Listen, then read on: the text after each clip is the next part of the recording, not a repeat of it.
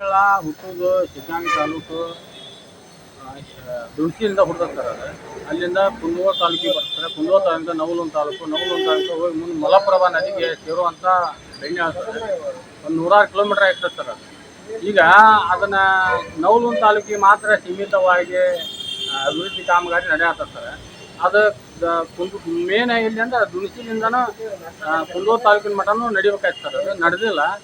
ಈಗ ಅದನ್ನು ಶೀಘ್ರ ಅದಕ್ಕೂ ಒಂದು ಪರಿಹಾರ ಕಂಡುಕೊಳ್ಬೇಕು.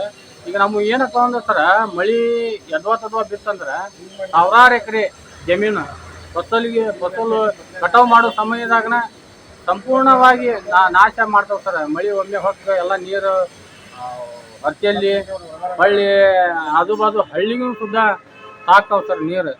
ಅಂಥ ಪರಿಸ್ಥಿತಿಯಾಗಿ ರೈತರ ಬಿತ್ತದಂಥ ಬೆಳೆ ಸಂಪೂರ್ಣ ನಾಶ ಆಗಿ ಹೋಗುವಂಥ ಪರಿಸ್ಥಿತಿ ಇರ್ತಾರೆ.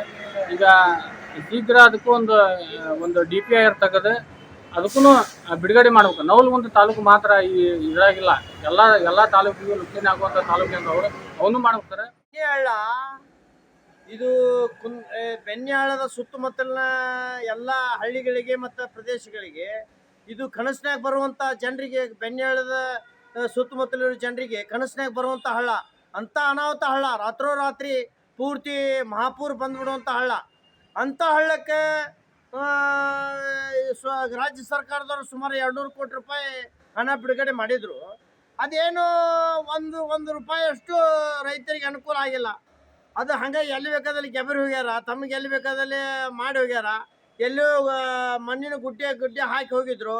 ಆಮ್ಯಾಗೆ ಸಾಕಷ್ಟು ಮಗ್ಗಲೇನು ಹೊಲದಾಗ 5-5 ಎಕರೆ 2-2 ಎಕರೆ ಹಿಂಗೆ ಹೊಲದಾಗ ನೀರು ನಿಂತಾವು. ಆಮ್ಯಾಗ 40 ಫೂಟ್ ಇದ್ದಿದ್ದು ಹಳ್ಳ 80 ಫೂಟ್ ಆಗೈತಿ. ಅದು ರೈತರಿಗೆ ಸರಿಯಾದ ಪರಿಹಾರನೂ ಕೊಟ್ಟಿಲ್ಲ. 40 ಫೂಟ್ ಇದ್ದಿದ್ದು ಹಳ್ಳ 80 ಫೂಟ್ ಆಗೈತಿ. ಅದು ರೈತರಿಗೆ ಸರಿಯಾಗಿ ಪರಿಹಾರನೂ ಕೊಟ್ಟಿಲ್ಲ. ಮತ್ತು ಇದು 200 ಕೋಟಿ ಏನು ಮಾಡ್ಯಾರಲ್ಲ, 1 ರೂಪಾಯಿ ಅಷ್ಟು ಏನು ರೈತರಿಗೆ 1 ಪೈಸಾ ಸಹಿತ ಲಾಭ ಆಗಿಲ್ಲ. ವೈಜ್ಞಾನಿಕವಾಗಿಯೇ ಮಾಡಿಲ್ಲ. ಫಸ್ಟ್ ವೈಜ್ಞಾನಿಕವಾಗಿ ಮಾಡಿ ಸರ್ವೆ ಮಾಡಿ ಅದರೊಂದು ಜನರಿಗೆ ಅನುಕೂಲ ಆಗುವ ರೀತಿ ಮಾಡಿಲ್ಲ. ಬೆಣ್ಣೆಹಳ್ಳ ಅಂದ್ರೆ ಒಂದು ದೊಡ್ಡ ಸಮಸ್ಯೆ ಆಗಿತ್ತು. ಪ್ರವಾಹ ಬಂತಂದ್ರೆ ಅಂಥ ಸಂದರ್ಭದಲ್ಲಿ ಕನಿಷ್ಠ 60ರಿಂದ 70 ಹಳ್ಳಿಗಳು ಜಲಾವೃತಗೊಳ್ತಿದ್ವು. ಮನೆಗಳಿಗೆ ನೀರು ಹೋಗ್ತಕ್ಕಂಥದ್ದು, ಜಮೀನುಗಳಿಗೆಲ್ಲ ನೀರು ನಿಂತು ಯಾವುದೇ ಬೆಳೆ ಬರದಂಥ ರೀತಿಯಲ್ಲಿ ನಡೀತಿತ್ತು. ಅದನ್ನೆಲ್ಲ ಮನಗಂಡು ಕಳೆದ 20 ವರ್ಷದಿಂದ ನಾನು ಕೂಡ ಬೆಣ್ಣೆಹಳ್ಳ ಅಭಿವೃದ್ಧಿ ಮಾಡ್ಬೇಕಂತ ಹೋರಾಟ ಮಾಡ್ಕೊತ ಬಂದಿದ್ದೆ.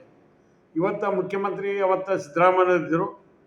ನೀರಾವರಿ ಸಚಿವರಾಗಿ ಇಂದಿನ ಉಪಮುಖ್ಯಮಂತ್ರಿಗಳಾಗಿ ಇಂದಿನ ಮುಖ್ಯಮಂತ್ರಿಗಳಂತ DK ಶಿವಕುಮಾರ್ ಸಾಹೇಬರು ಪ್ರಯತ್ನದಿಂದ ಬೆಣ್ಣೆಹಳ್ಳಕ್ಕೆ 200 ಕೋಟಿ ರೂಪಾಯಿ ಆಯವ್ಯಯದಲ್ಲಿ ಘೋಷಣೆ ಮಾಡಿ ಟೆಂಡರ್ ಕರೆದು ಕಾಮಗಾರಿ ಪ್ರಾರಂಭ ಮಾಡೋಕ್ಕೆ ಅಗಲೀಕರಣ ಮಾಡಿ ಅದಕ್ಕೆ ಒಂದು ಪ್ರೊಟೆಕ್ಷನ್ ಮಾಡಿ ಎಲ್ಲೆಲ್ಲಿ ದಾರಿಗಳಿಗೆ CD ಬೇಕು ಆ CD ಮಾಡಿ ಒಂದು ಹೊಸ ಯೋಜನೆ ಪ್ರಾರಂಭ ಮಾಡಿವಿ.